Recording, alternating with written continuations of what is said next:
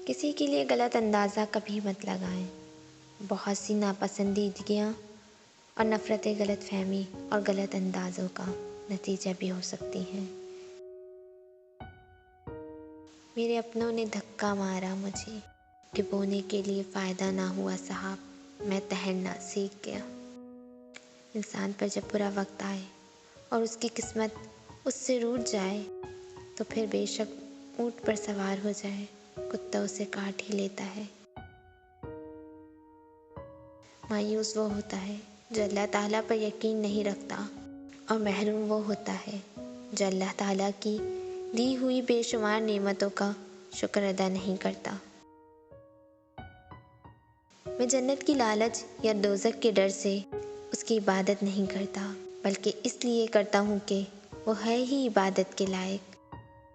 ज़बान की हिफाजत करो, क्योंकि बातें इंसान के काबू में उसकी कैदी होती हैं। अगर इसे खुला छोड़ देता है तो वो खुद इन बातों के काबू में आकर इनका कैदी बन जाता है।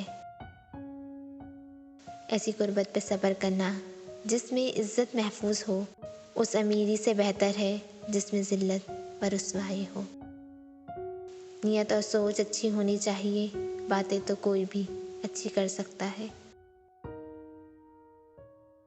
कितने नादान हैं वो लोग जो इस ख्याल से गुनाह करते हैं कि बुढ़ापे में तलाफ़ी कर लेंगे।